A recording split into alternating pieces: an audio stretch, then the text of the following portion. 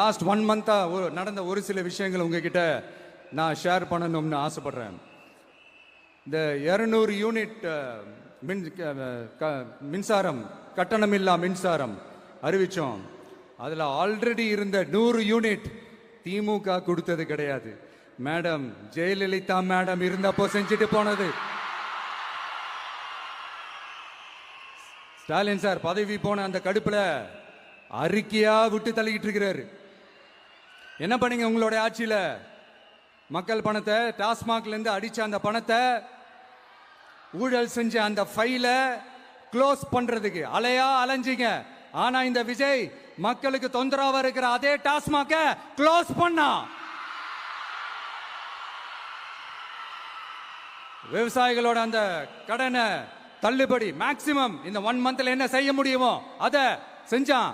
நீங்க தான் அந்த நிதி சம்பந்தமா இருக்கிற எல்லா கேட்டையும் லாக் பண்ணி வச்சுட்டு போயிருக்கிறீங்க.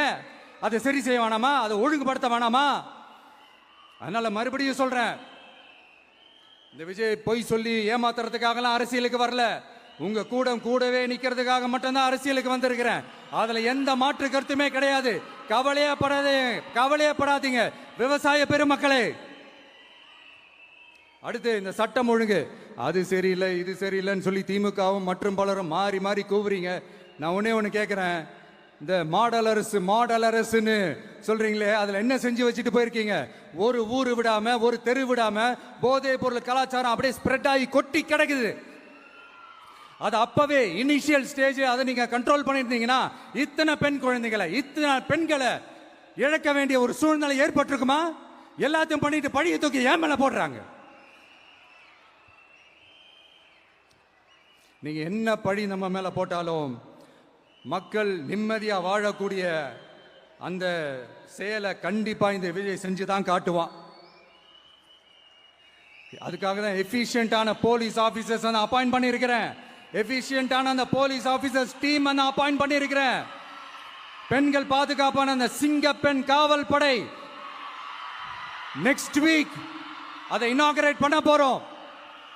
தப்பு செஞ்சவங்களுக்கான தண்டனை, அதுக்கான சார்ஜ் ஷீட் எல்லாமே ரொம்ப ஃபாஸ்டா ரொம்ப ஸ்பீடா செய்யறதுக்கான அந்த வேலையை செய்ய சொல்லி இருக்கிறோம். கோர்ட்ல கூட தப்பு செஞ்சவங்களுக்கான அந்த கடுமையான தண்டனை வாங்கி கொடுக்கறதுக்கான அந்த வேலையையும் ரொம்ப சீக்கிரமா செய்ய சொல்லி இருக்கிறோம். அதனால நீங்க என்ன பழி நம்ம மேல போட்டாலும் உண்மையா உறுதியா மக்களுக்கு தேவையான எல்லா விஷயங்களையும் இந்த விஜய் செஞ்சு தான் காட்டுவான். இப்படியெல்லாம் நம்ம சொல்றதுனால இவங்க என்ன சொல்லுவாங்க தெரியுமா? அவங்க தான் ஆட்சியிலே இல்லையே.